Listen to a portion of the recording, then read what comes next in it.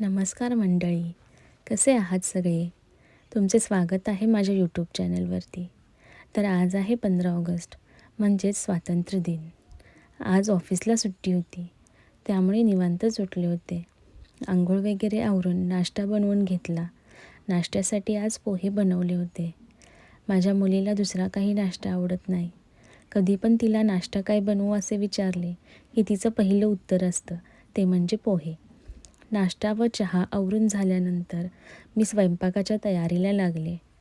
आज मी बनवला होता मसाले भात. तर त्यासाठी आधी मी गॅसवरती कुकर ठेवून त्यामध्ये तेल गरम करून घेतलं. तेल गरम झाल्यानंतर त्यामध्ये कांदा व टोमॅटो घातला. कांदा व टोमॅटो अगदी सोनेरी रंगावरती परतून घ्यायचा.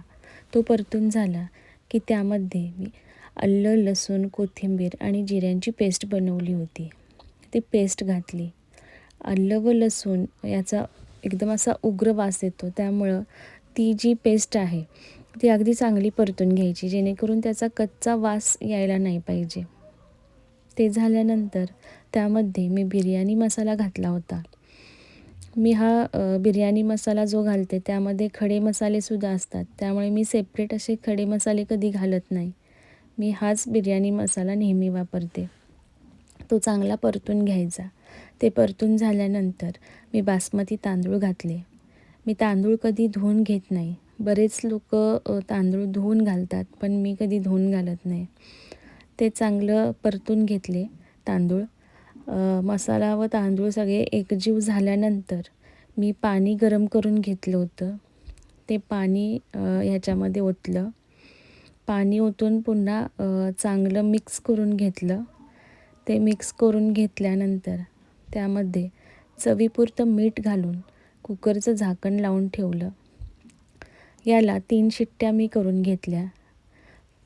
हा जो भात आहे तो खूपच छान झाला होता. अगदी पाणी पण जे आहे ना ते तुम्हाला जसं तुम्ही फळफळीत करता किंवा मऊ करता, सुट्टा करता त्यावरती डिपेंड तुम्ही घालू शकता. मला सुट्टाच आवडतो हा भात, त्यामुळे मी माझ्या अंदाजानुसार पाणी घातलं होतं. खूपच छान भात झाला होता. त्यानंतर मी चपातीचं पीठ मळून चपात्या करून घेतल्या व आज कुर्मा करणार होते. तर त्यासाठी मी फ्लॉवर, बटाटा व वाटाणा पहिले गरम पाण्यामध्ये उकळून घेतले. ते सगळं एकजीव करून मसाला वगैरे घालून छानपैकी कुर्मा बनवून घेतला होता. तर तुम्ही बघू शकता असा आहे आजचा मेन्यू. ही थाळी तुम्हाला कशी वाटली हे तुम्ही नक्की कमेंट करून सांगा. आजच्यासाठी एवढंच. Bye bye.